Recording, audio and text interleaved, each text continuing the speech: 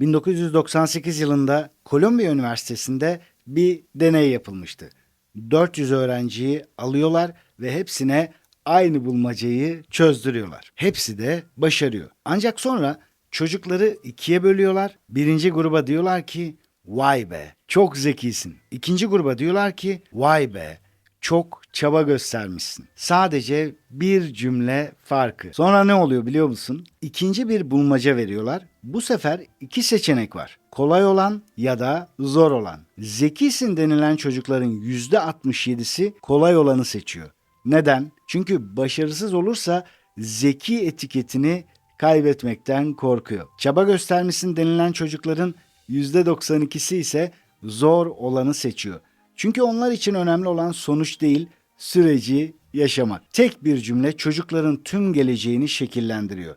Çünkü insan çoğu zaman kendisine tekrar tekrar söylenen cümlelerin içinde kim olduğunu tanımlamaya başlıyor. Ve bazen kaderi değiştiren şey büyük olaylar değil, küçük ama sürekli tekrar eden bu cümleler oluyor. Sevgili dost, bugün kitap özetleri köşemizin konuğu Stanford Üniversitesi'nden psikoloji profesörü Carol Dweck ve dünya genelinde milyonlarca kopya satan muhteşem kitabı Mindset yani zihniyet. Ancak Türkiye'de aklını en doğru şekilde kullan adıyla yayımlanmış. Zihniyet gibi harika bir ifade varken neden bu ismi seçmişler bilmiyorum ama kitap öyle ya da böyle muhteşem. Yani bugün kitap özetleri köşemizin konuğu Carol Dweck ve Aklını En Doğru Şekilde Kullan isimli muhteşem kitabı. Bu kitap belki de hayatın hakkında okuduğun en önemli kitaplardan biri olabilir. Bu kitabı sana 5 bölümde özetleyeceğim ve her zaman olduğu gibi sadece anlatıp geçmeyeceğim. Özetin sonunda bu kitabı hayatına geçirmen için sana birkaç pratik uygulamada vereceğim. Çünkü bilgi güzel ancak dönüşüm bilgiyi uyguladığımızda başlıyor. Her zaman olduğu gibi çayın kahven hazırsa hadi gel başlayalım. Bölüm 1. İki zihin sabit mi, gelişim mi? Carol Dweck onlarca yıllık araştırmasının sonunda şunu keşfediyor. İnsanları başarıya ya da başarısızlığa götüren şey zeka değil, yetenek de değil, eğitim bile değil. Zihin yapısı yani zihniyet ve iki tür zihin yapısı var diyor. Birincisi sabit zihin yapısı. Bu zihin yapısına sahip kişi ne düşünür? Zeka doğuştandır, değişmez. Yetenek ya vardır ya yoktur. Ben böyleyim, değişemem. Bu kişi için başarısızlık ne demek? Felaket. Çünkü başarısız olursa bu onun yetersiz olduğunun kanıtı olur. O yüzden risk almaz, zorluklardan kaçar ve konfor alanından asla çıkmaz. İkincisi gelişim zihin yapısı. Bu zihin yapısına sahip kişi ne düşünür? Zeka geliştirilebilir.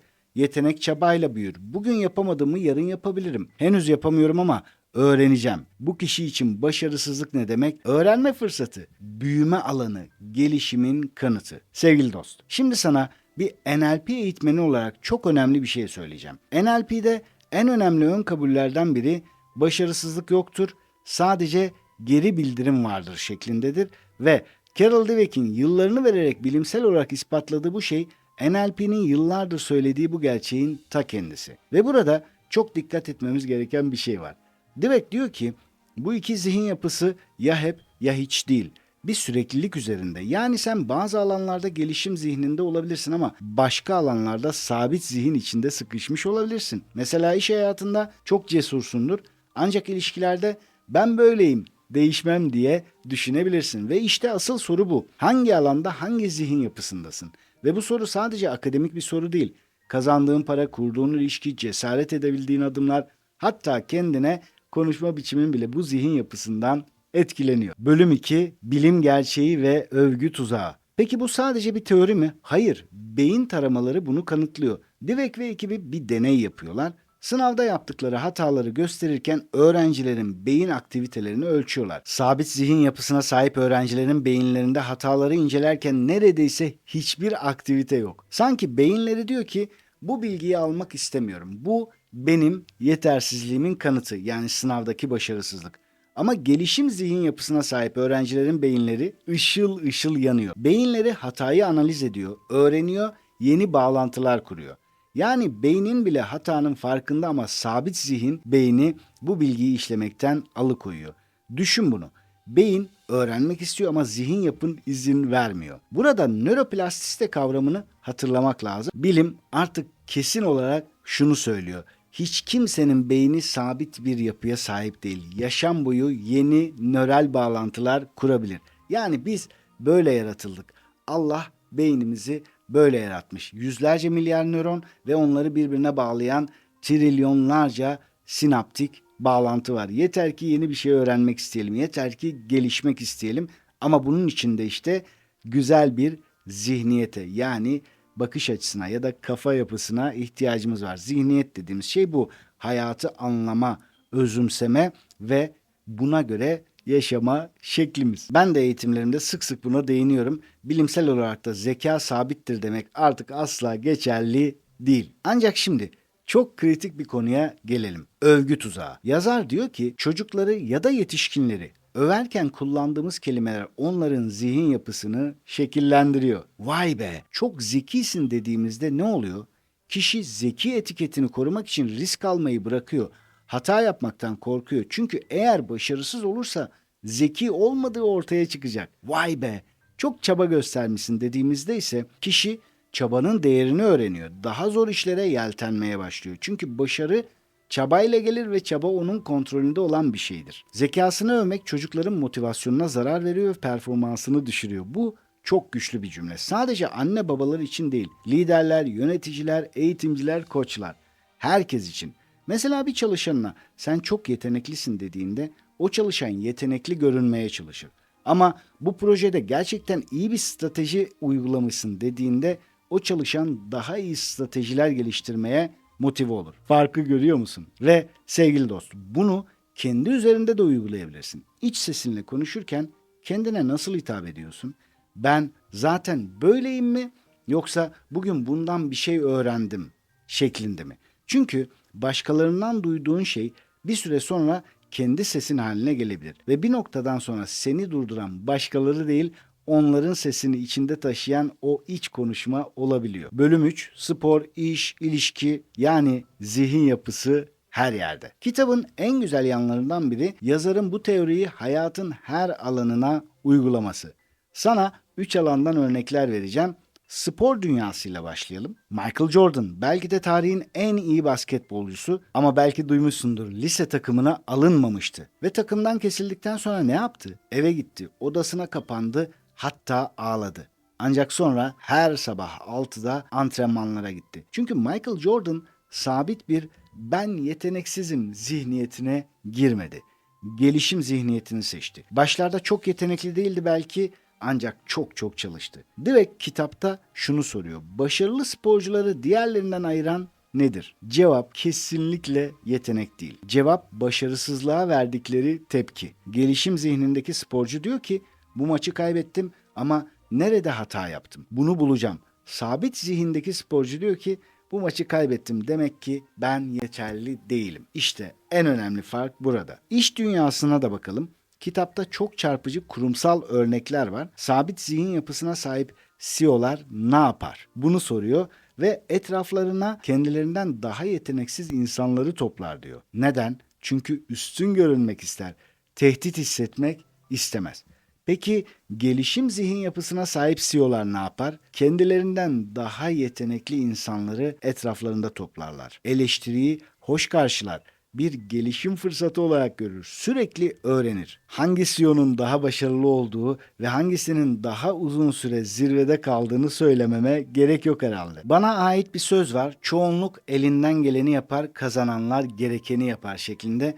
Bu tam Carol Dweck'in anlattığı şey. Kazananlar konfor alanının dışına çıkıp gerekeni yapmayı seçenlerdir. Ortalama insanlar ise elimden geleni yaptım ama olmadı, herhalde ben beceriksizim demeyi seçerler. Ancak bunu istediğimiz zaman değiştirebiliriz. Yani kendimize rol model almak istediğimiz bir kazanan bulup onun neyi farklı yaptığını, alışkanlıklarının neler olduğunu öğrenirsek aslında kazanmak için gerekenin ne olduğunu da anlarız. Kazananlar gerekeni yapar derken bunu kastediyorum. Yani bugünkü durumlarıyla değerlendirmezler kendilerini, kazanmak için, daha iyi olmak için, daha başarılı olmak için ne yapmam gerekiyor diye sorarlar. Ve tabii ki sormakla da kalmaz, onları hemen eyleme koyarlar. Şimdi bir de ilişkilere bakalım ve belki de en önemli alan diyebiliriz ilişkiler. Sabit zihin yapısıyla ilişkisine bakan kişi ne düşünür? Eğer bu ilişki doğru ilişki ise her şey doğal olarak mükemmel olmalı. Eğer sorun varsa bu yanlış kişiyle olduğumun kanıtı der. Gelişim zihin yapısıyla bakan kişi ne düşünür? Her ilişkide zorluklar olur. Önemli olan birlikte büyümek, birlikte öğrenmek, birlikte çaba göstermek. Ben bir yaşam koçu olarak şunu söyleyebilirim. Seanslarımda en çok karşılaştığım ilişki sorunu bu. O değişmez ki cümlesi. Yani beraber olduğu kişiler için, eşleri için, partnerleri için insanlar bunu söylüyorlar. Hatta bir kısmı da ben böyleyim, o beni böyle kabul etmeli diyorlar ve işte asıl sorun burada çıkıyor. Dolayısıyla o değişmez ki cümlesi sabit zihin yapısının ilişkideki yansımasıdır. Hem karşındaki kişiye hem de kendine sabit bir etiket yapıştırmaktır. Peki ya şöyle deseydik, o henüz değişmedi ama değişebilir. Ben de henüz bu konuda ustalaşmadım ancak öğrenebilirim. Nasıl? Farklı hissettiriyor değil mi? Aslında hayatımızı değiştirmek bu basit görünen detaylarda ama istekli olmak lazım. Bölüm 4: Tehlike. Sahte gelişim zihniyeti. Kitabın güncellenmiş baskısında Dweck çok önemli bir uyarı yapıyor ve ben bunu seninle paylaşmak istiyorum. Çünkü bu çoğu kişisel gelişim içeriğinin atladığı çok önemli ve kritik bir nokta. Sahte gelişim zihniyeti dediği bir kavram var. Ne demek bu? İnsanların ben gelişim zihniyetindeyim demesi ama aslında öyle olmaması. Yani sözle gelişim zihnindeyim dersin ama biri seni eleştirdiğinde için alınır. Savunmaya geçersin, mazeret üretirsin. Ya da çocuklarının hata yapmasına olsun gelişim zihniyeti dersin ama aslında içten içe endişelenirsin. Vücut dilin başka bir mesaj verir. Yazar diyor ki, gelişim zihniyeti her şeyin çabayla çözülebileceği anlamına gelmez. Doğru strateji, doğru yönlendirme ve doğru geri bildirim de gerekir. Gelişim zihniyeti başarı açıklarını kapatmak için değil, onları görmek ve üzerinde çalışmak için tasarlanmıştır. Bu çok önemli. Çünkü gelişim zihniyeti bir kaçış değil, bir yüzleşmedir. Gerçekle yüzleşmek ve sonra bir şeyler yapmaktır. Tıpkı bilinçaltı dönüşüm çalışmalarında yaptığımız gibi. Önce farkına var, sonra anla, sonra hisset, sonra adım at. İşte bu tam da gelişim zihniyetinin pratik uygulamasıdır. Bu arada sevgili dost, tam burada kısa bir ara vereceğim. Eğer sen de zihnindeki sabit kalıpları fark etmek, duygularını dönüştürmek ve bunu sadece bilgiyle değil, uygulamayla yaşamak istiyorsan 24, 25, 26 Nisan'da Ankara Kızılcahamam Çam Otel'de 4. kez bilinçaltı dönüşüm kampımızı yapıyor olacağız. 2,5 gün boyunca beraberce bambaşka uygulamalar, farkındalıklar yaşıyor olacağız. Eğer bunlar ilgini çeken konularsa videonun açıklamalar bölümüne linki bırakacağım. İncelemeye başlayabilirsin. Neticede bazı şeyler sadece dinleyerek değil, deneyimleyerek dönüşüyor. Bölüm 5. Şimdi sen ne yapacaksın? Sevgili dost, kitabı sana 5 bölümde özetledim ve alıp okumanı çok isterim. Ancak şimdi en önemli soruyu soralım. Bu bilgiyle sen ne yapacaksın? Ve sana birkaç pratik adım vereceğim burada.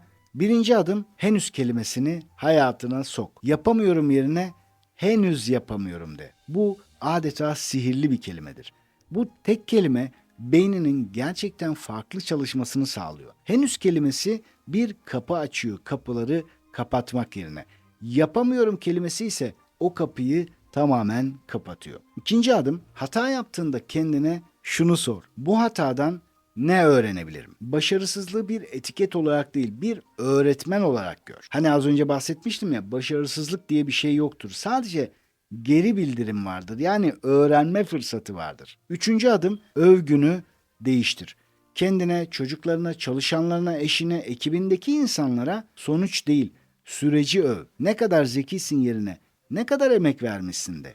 Ne güzel bir strateji geliştirmişsin de. Bu basit değişiklik çevrendeki insanların zihin yapısını dönüştürmeye başlayacak ve tabii senin de. Ve muhteşem bir kelimeden daha bahsedeceğim ya da kelime öbeğinden, şimdiye kadar. Hoşlanmadığın, değiştirmek istediğin tüm o etiketlerin, mevcut davranışlarının başına şimdiye kadar getir. Örneğin ben erteleyen biriyim diyorsan şimdiye kadar erteleyen biriydim de. Devamında bir şey söylemene bile gerek yok. Yani bundan sonra ertelemeyeceğim falan demene gerek bile yok. Bunu bilinçaltın anlıyor. Merak etme. Topluluk önünde konuşamam. Şimdiye kadar topluluk önünde konuşamayacağımı düşünüyordum. Sadece bu kadarı yeterli. Reddedilmekten çok korkuyorum. Şimdiye kadar reddedilmekten çok korkardım. Matematikten anlamıyorum. İngilizceden anlamıyorum.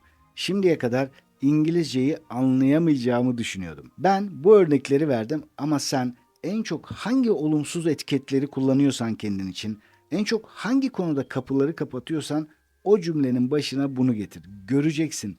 Çok kısa bir süre içerisinde değişmeye başlayacaksın. Çünkü zihnine çok çok önemli bir mesaj vermiş oluyorsun. Sevgili dost, Carol Dweck diyor ki, büyük olmaya neden zamanını harcarsın ki gelişip büyüyebilecekken? Bu söz belki de tüm kitabın özeti. Kendini kanıtlamayı bırak, kendini geliştirmeye odaklan diyor. Sonucu takip etmeyi bırak, süreci yaşa. Hata yapmaktan korkma, hatadan öğren. Ve bunu yaparken bir şeyi unutma. Beynin senin yanında. Nöroplastisite denen muhteşem yetenek sayesinde beynin her yaşta yeni bağlantılar kurabiliyor. Yani değişmek için çok geç diye bir şey asla yok. Bu bir bahane ve bahaneler sabit zihnin dilidir. Kitabı alıp okumanı çok isterim. Ya da en azından bu özeti dinleyerek ilk adımı atmış oldun. Bitirirken bir hatırlatma yapmak istiyorum. Bazen bu hatırlatmayı her videoda yaptığım için eleştiriliyorum ama ben bunu vicdani bir sorumluluk olarak görüyorum. Biliyorsun bu kanal tamamen gelişim üzerine kurulmuş ve bunun için videolar çektiğim, paylaştığım bir kanal. Ancak gelişim sadece daha çok para kazanayım, daha başarılı olayım. Bunlarla ilgili değildir. Gelişim vicdanımızı da geliştirmektir. Gelişim dünyadaki haksızlıklara, yanlışlara sessiz kalmayacak kadar erdemli olmayı da gerektirir diye düşünüyorum. Malum başta Filistin'de, Doğu Türkistan'da, Sudan'da ve dünyanın birçok yerinde insanlar zulüm altında, zalimlerin yaptıklarının altına inim inim inliyorlar. Bizler burada gelişmeyi, daha çok kazanmayı, başarılı olmayı konuşuyoruz ve konuşmamız da lazım. Çünkü dünyanın iyi ve güçlü insanlara ihtiyacı var.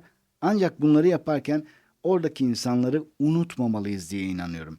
Onları bol bol paylaşıp gündemde tutabiliriz. Ne yazık ki İsrail yaptığı onca zalimliğin üstüne bir de Filistinli mahkumların idam edilmesi kararını meclisten geçirdi mesela. Bunu daha fazla insanın duymasını sağlayabiliriz. Onlar için her fırsatta dua edebiliriz. Onlara maddi gücümüz nispetinde yardımlar yapabiliriz ve en önemlisi boykot. Boykot çok çok çok çok soylu bir duruştur. Boykot, ben paramın kardeşlerimin üzerine zulüm ve bomba olarak yağmasına taraftar değilim. Ben bunlardan beriyim demektir. İsterse Doğu Türkistan'dakiler olsun, isterse Filistin'dekiler olsun. Ve bu bana göre hepimizin üzerine bir borçtur. Eğer benim gibi düşünmüyorsan bana kızma lütfen. İster uygularsın, ister uygulamazsın. Ancak şunu unutmamak lazım. Bunlar bir şekilde bitecek. Hiçbir zulüm sonsuza kadar kalmaz ve çocuklarımız ya da torunlarımız bize bir gün soracaklar. Tüm bunlar olurken sen ne yapıyordun diye.